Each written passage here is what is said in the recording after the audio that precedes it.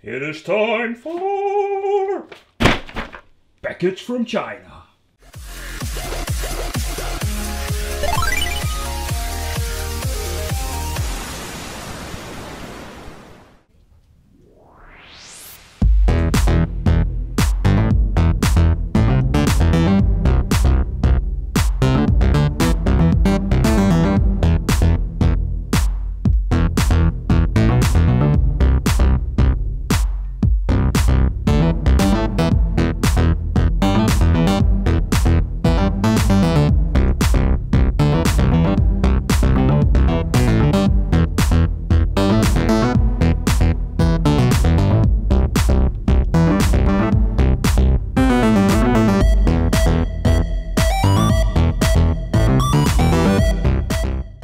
Welcome to the Wicked Gamer and Collector. Welcome back to a new video. And in today's video we are going to talk about this Sega Genesis number 3, the core system. And this one includes 368 games.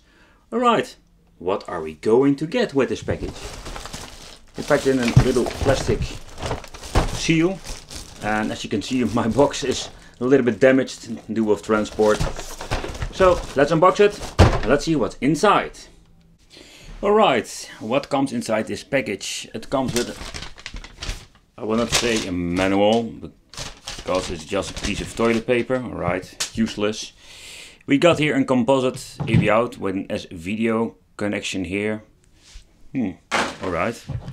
Power supply.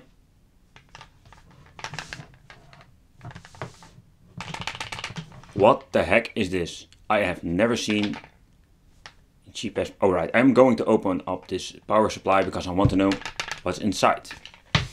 The controllers are light. Oh my gee.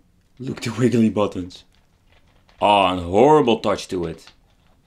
D-pad's not that bad. Is this just as bad? A little bit better, but. And the system itself is really feeling cheap. It doesn't smell like chemical plastic.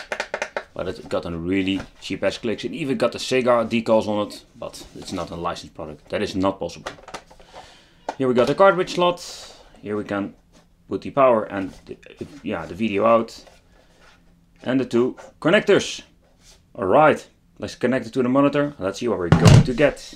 But before we go into connect it, I want to know what's inside this power supply. Because I have never seen and felt something like this. I'm thinking not using this one. I'm just going to use my original Sega because it's the same 10 volts. And so far I have seen it's the same connection, but we're going to find it out. Wow! Seriously? You have to be kidding with me. So the first problem with this power supply is that this one is loose. So I need to resolder them. So I was taking a close look to the power supply, and when unboxing it, I noticed the freaking cables were not even attached to the main board. So even if I solder this one back, it will not work. I'm going to find myself a replacement power supply because I never seen a piece of crap depressing power supply in my life. Man, oh man, oh man. Alright, I've connected the Sega Genesis 3 to my television. The official or the original power adapter was broken, as you can see in my video. But the funny thing is, I connected a 5 volt from an other version and it seems to be working. But the one that was with this package was 10 volts. So it's a little bit weird, but alright. They didn't lie about the built-in games. There are built-in games, so that is really nice. We got Sonic 1 here. Alright. Sonic 2000. Supersonic. Supersonic. Alright, one thing is for sure. Ping pong. Do you see it? I see it. There are actually only 20 games on this thing. And we have Sonic 1. Alright, let's try Sonic 1. Sega!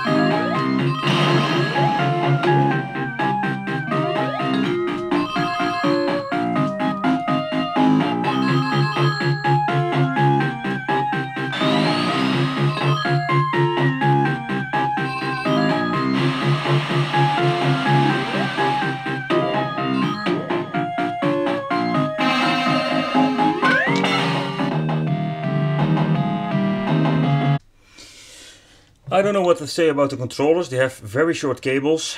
They feel cheap, but it does the trick. It works. So, Omega Race. What is Omega Race? Oh, is that homebrew game again? Yeah. Oh yeah, official. I suck at this game. Just reset it. The reset works. Ping pong. Again, a pure byte video game. Oh, and it's actually a two-player game, so totally useless. Ping of Pong is really awesome. Tetris. What kind of Tetris game should they rip off? Oh, it's a real electronic art. Oh, it's a licensed game.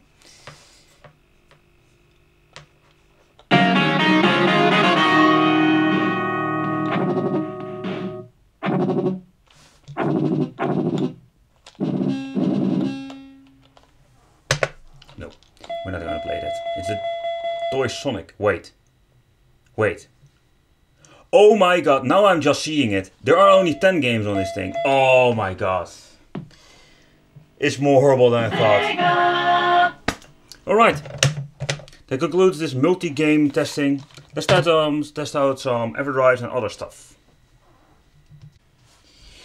Alright, this is interesting. On this Genesis 3, the Mega EverDrive works. Yeah, it's saying it doesn't find my SD card, but that is not the point. I just wanted to see if it's working. And it works. So, that's funny. On the Mega Genesis or the Genesis 3, this one works, but the older version didn't. That is interesting. Okay, here is a very interesting thing.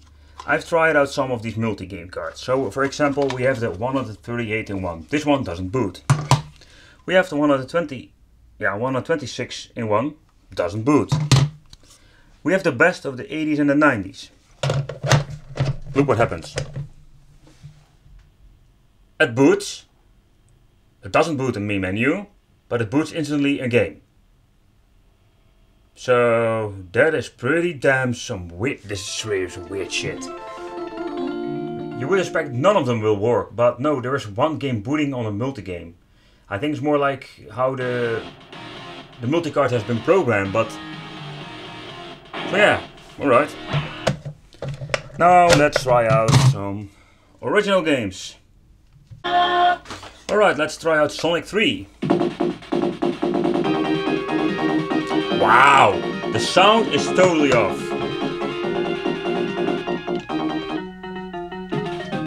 Da da da da da da da.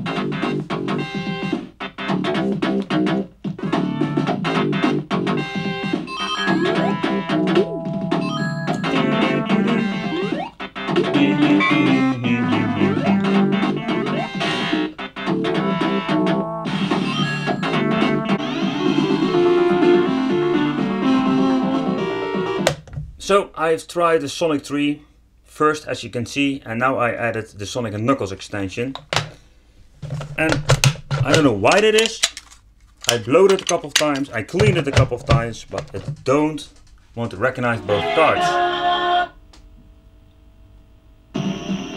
It doesn't see Sonic 3, and I've really no clue why. The sound is horrible! So for the final conclusion about this knockoff Sega Genesis 3. Alright, the controllers feel cheap, but they work. It got a pretty short cable, so it looks like the NES Mini Classic all over again. The nightmare of the short cable. The system itself, it's cheap, it's flimsy, and it doesn't recognize Sonic 3 and Knuckles. So personally for me, it's a no-go. With stuff going on with the multi-game card, but it does seems to be seeing my EverDrive. So yeah, the box itself is busted up, but yeah, nothing special. In overall, if you're searching for the real old school retro Sega experience, buy the original product please, because this one, it's a shame. It's a shame they're still selling these things. So, I want to thank you for watching. Don't forget to subscribe. If you have any questions, you can always leave it in the comments. And hit that little bell. See you next time. Bye bye.